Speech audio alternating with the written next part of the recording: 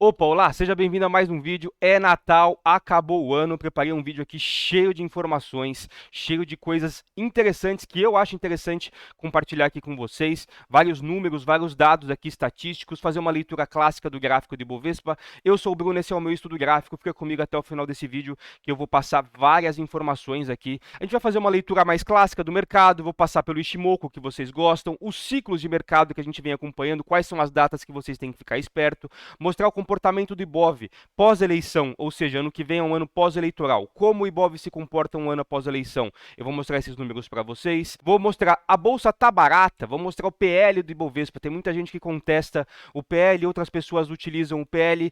Vamos mostrar se a bolsa tá barata agora ou não. Fazer algumas projeções aí para o ano que vem utilizando a análise técnica. E para isso eu peço que você fique até o final do vídeo aqui e acompanhe as informações que eu vou passar aqui para vocês. Se você gosta da forma que eu abordo os gráficos aqui, abordo o conteúdo que eu passo para vocês, considere deixar um like, se inscrever aqui no canal, compartilhe alguma coisa aqui embaixo para ajudar no engajamento aqui na plataforma. É uma forma de você retribuir o conteúdo que eu passo aqui para vocês de forma gratuita. Bom, hoje é dia 22/12, eu gravo esse vídeo aqui na parte da manhã, o mercado está aberto. O que a gente tem aqui no gráfico diário do Ibovespa? Temos uma tendência de baixa com topos mais baixos, fundos mais baixos aqui também, mas algumas coisas valem a pena ser pontuadas aqui. Primeira coisa, que essa última perna de baixa aqui, ela foi praticamente espelhada nesse movimento para cá. A gente atingiu um movimento aqui, 100% desse movimento aqui foi espelhado para cá.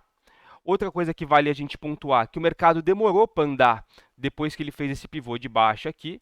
Essa barra desse dia aqui, ó, coloca para a gente uma expectativa baixista porque ela rompe um fundo, quebra o padrão de zigue-zague ascendente e faz o chamado pivô de baixa. Mas repara que o mercado não andou depois desse movimento, né? O mercado ficou lateral aqui, ó, muito tempo até da continuidade que a gente está vendo aqui que aconteceu agora nesse mês de dezembro. O mercado demorou para andar, mas é uma tendência de baixa. Agora essa última perna de alta que a gente vem tendo aqui chega numa zona de resistência, que era suporte. O mercado demorou para romper toda essa faixa aqui e quando rompeu, agora o preço testa essa região de baixo para cima e é uma zona de resistência. O mais provável aqui, até que se prove o contrário, é que o mercado faça isso, já que temos uma tendência de baixa aqui no mercado e a tendência de baixa a gente vai acreditar que os preços tendem a cair até que quebre o padrão de zigue-zagues descendentes aqui no mercado. Então o Ibov está na cara da sua resistência principal aqui, que é justamente onde ele está agora, na faixa dos 108 mil pontos. Rompendo essa região, o mercado busca a próxima resistência aqui na faixa dos 113. E o suporte imediato agora fica aqui na faixa dos 102. Deixa eu colocar de azul aqui, né? Fica aqui nessa faixa dos 102 mil pontos. Perdendo essa região aqui, o mercado busca o outro fundo aqui embaixo, na faixa dos 95, 96 mil pontos. Essa aqui é uma leitura mais clássica do Ibovespa. Colocando o Ishimoku na tela aqui, que eu sei que vocês gostam, que eu comento aqui sobre o Ishimoku, um indicador pouco comentado aqui no mercado brasileiro, dá uma olhada só. O mercado, o Ibov, perdeu as nuvens aqui, vinha trabalhando acima das nuvens e perdeu nesse dia aqui, fez um fechamento abaixo da nuvem. Eu lembro de ter comentado no Instagram que esse dia aqui era um dia importante porque o mercado fazia um fechamento abaixo da nuvem com a inversão da nuvem futura aqui. Repara que a última vez que isso tinha acontecido foi aqui em julho. Então o mercado vinha trabalhando acima da nuvem num movimento bonito, mostrando força, porém nesse dia aqui, que eu estou mostrando aqui para vocês, quebra a expectativa altista que a gente tinha aqui, porque fez um fechamento abaixo da nuvem e a nuvem futura inverteu. Toda a parte da nuvem futura, uma vez que a gente tenha feito o rompimento para baixo, toda essa parte aqui vira uma resistência futura dinâmica no tempo. Repara que a gente comentou naquela época lá, que se o preço fizer uma aceleração para baixo e voltar a subir, toda essa faixa de preço no futuro seria resistência. Repara que logo depois disso, o mercado veio testar a nuvem como resistência, deu uma embicada na nuvem aqui, não conseguiu romper e voltou a cair. Agora a gente tem toda essa parte aqui como resistência da nuvem futura. Vamos ver se o mercado, como ele vai reagir no teste dessa região. Movimento parecido com o que aconteceu anteriormente nesse ponto aqui, ó. O mercado perde a nuvem, tem a inversão da nuvem futura e testa a nuvem aqui vermelha e faz mais um movimento para baixo. Seria mais ou menos isso daqui que a gente estaria vendo aqui agora. Vamos ver se a gente teria esse movimento aqui, essa leitura através do Ishimoku que eu trago aqui para vocês. Os ciclos e as simetrias possíveis que a gente tem aqui no gráfico de Ibovespa, eu preparei um estudo bem bacana aqui para vocês. Fiz até alguns slides aqui para a gente falar um pouquinho. Nessa movimentação em amarelo aqui, a gente tem todo o movimento de 2022 do gráfico do Ibovespa. Então, o mercado, nesse ponto aqui, começou o ano, a gente teve um movimento de baixa, aí subiu, fez esse topo aqui em abril, voltou a cair, fez um fundo no meio do ano, e agora a gente está aqui na faixa dos 107 mil pontos. Dessa linha amarela aqui para cima, seria para quem comprou e está no prejuízo, porque toda essa movimentação aqui está acima do preço atual. Então, repara, muita gente que comprou a maior parte do ano aqui está no prejuízo atualmente no mercado. Repara que a gente teve boa parte da movimentação acima do preço atual aqui do Ibovespa. Todo mundo que comprou nessa faixa amarela aqui está no prejuízo. Essa é uma primeira observação que eu queria trazer aqui para vocês. Só está ganhando dinheiro quem comprou aqui no fundo do meio do ano, quem comprou esse fundinho agora nesse último acelerado que o mercado deu. Fora isso, quem comprou toda nessa faixa amarela está no prejuízo. Então, esse é esse é um ponto interessante que eu queria mostrar aqui para vocês. A gente tem algumas simetrias possíveis aqui no mercado que eu tenho observado.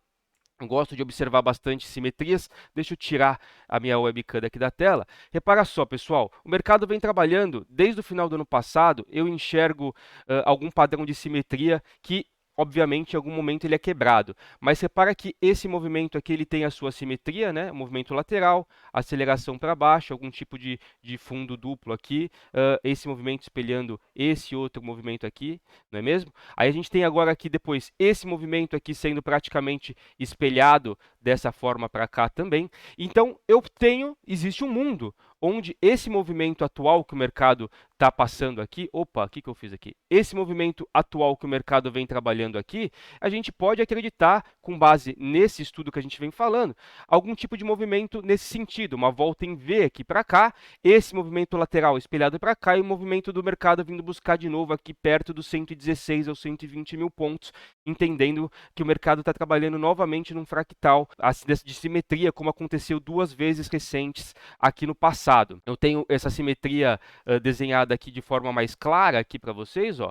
Repara só, se a gente utilizar esse eixo central aqui, dessa forma, a gente pode entender que o mercado busca essa região aqui de resistência aqui novamente, depois faça uma lateralização, esse movimento aqui sendo espelhado para cá, e a gente pode ter o mercado acelerando, então, para vir buscar essa região de topo aqui novamente. É uma possibilidade aí, trabalhando com simetrias. Outra simetria possível é a seguinte: a gente tem os movimentos de alta sendo espelhado para cá e agora a gente estaria espelhando esse movimento de queda aqui. Esse movimento de alta, 1, correção 2, 1, correção 2. Então a gente estaria espelhando agora esse movimento aqui, que foi esse movimento de queda para cá. Aí a gente tem outras hipóteses a partir desse estudo aqui. O mercado dá mais uma subida e uma acelerada para baixo, fazendo esse movimento aqui espelhado, ou ele quebra esse padrão aqui e faz a simetria para cima, que nem a gente já mostrou. Então, são situações interessantes que vale a pena comentar com vocês. Outra coisa interessante que vale a pena acompanhar é o ciclo mais macro aqui do mercado, utilizando como base toda a correção que nós tivemos, do fundo de 2008 até o fundo de 2016, aqui o Crest de 2008, essa região aqui é o Crest de 2008, aqui o fundo de 2016. Então, aqui foi o Crest de 2020, e se a gente tiver o mesmo tempo de correção aqui desse movimento, a gente pode espelhar o movimento do mercado trabalhando aqui até 2026, 2027, até a gente ter a marcação de mais um topo para dar mais uma puxada para cima. É mais uma simetria no mensal aqui que vale a pena ser acompanhada. Queria trazer mais esse estudo aqui para vocês. Bom, sobre o comportamento mensal do Ibovespa, eu trouxe aqui para vocês que a média mensal do mês de dezembro é positiva em 3,43. 70% das vezes aqui nos últimos 30 anos, dezembro subiu. Entretanto, o mercado já no dia 22 de dezembro vem apresentando aí uma queda. Então, o ano de 2022 está sendo fora do padrão aí, fora da média histórica para o mês de dezembro. Já mostrando aqui para vocês o número de janeiro, janeiro é um caso um pouco diferente, porque janeiro a gente tem a média positiva em 4,81 também, porém, a maior parte dos meses de janeiro caiu. Repara só, deixa eu trazer isso aqui mais para cá, assim para ficar melhor de vocês visualizarem. Deixa eu ver se vocês estão vendo aqui. Então, essa aqui, ó, 4,81 é a média do mês de janeiro dos últimos 31 anos. Repara só que mesmo nesse ano aqui, janeiro subiu 6,98. Porém, 52% das vezes, ou seja, 16 vezes dos últimos 31 anos, a gente tem aí o janeiro caindo. Por que então que a média é positiva? Porque quando sobe, sobe 15% em média, e quando cai, cai só 5%. Já que a gente tem a maior parte dos meses caindo, seria natural pensar que a média do mês é negativa. Entretanto, quando sobe, sobe tanto que acaba equiparando essa situação aí que eu mostrei para vocês.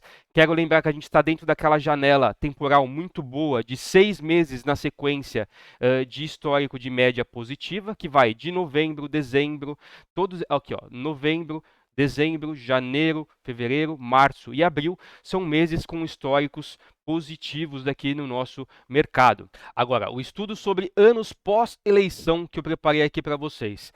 Aqui nesse gráfico que eu fiz aqui com barras aqui para vocês, as barrinhas amarelas aqui são anos eleitorais. E as barras verdes são barras de anos pós-eleição, ou seja, a gente estaria aqui representado as barras, a barra amarela seria esse ano e a barra verde seria o ano que vem aqui.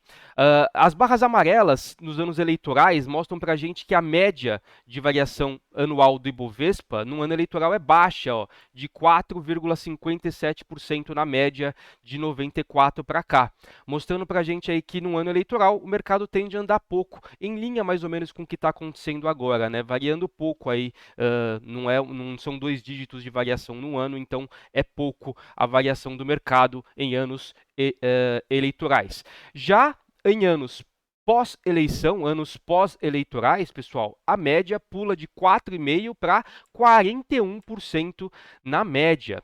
As duas maiores altas do Ibov aqui de 94 para cá aconteceram justamente em anos pós-eleição, que foram em 98, 99, né? Eleição de 98, 99, o Ibovespa subiu aí mais de 150%, e em 2002, 2003, que o Ibovespa subiu aí, em 2002 foi eleição, em 2003 o Ibovespa subiu quase 100% também. Esse fato aconteceu novamente aí mais em 2006 e 2007 e em 2018, 2019. 2010, 2011, 2014, 2015 foi a época da Dilma. O mercado não conseguiu subir aqui com a Dilma porque, né? Enfim, o mercado aqui castigou nesse período, mas historicamente, em média, o mercado tende a subir num ano pós-eleição e a média dessa subida é positiva, 41%, já que nós temos 2 anos aqui que foram extremamente positivos. É importante falar, né, pessoal? Isso não quer dizer que ano que vem vá subir. Nenhum desses estudos aqui a gente deve utilizar de forma isolada, né? Sempre a gente pede uma confirmação, para quem é grafista vai querer uma confirmação no gráfico, para quem é fundamentalista vai querer ver os fundamentos sendo alterados, enfim. Isso aqui é um norte para você criar um viés, para você ter uma bússola do que pode acontecer, do que não pode acontecer, do que já aconteceu no passado. Você está olhando no retrovisor do carro ali, vendo a estrada que já passou, para imaginar o que possa vir a acontecer na frente, mas você não tem nenhuma garantia do que vai acontecer. Esse é um detalhe importante que vale a pena ser ressaltado. Uma coisa interessante que eu reparei que eu queria mostrar aqui para vocês, eu já trouxe um estudo mostrando para vocês a composição do Ibovespa e o peso que a Vale tem aqui no nosso mercado. Na época, que acho que foi em setembro ou em agosto, a gente comentou que a Vale era praticamente 15% do nosso mercado e atualmente, pessoal, incrível, a Vale corresponde aí a 1/5 do nosso mercado agora sozinha.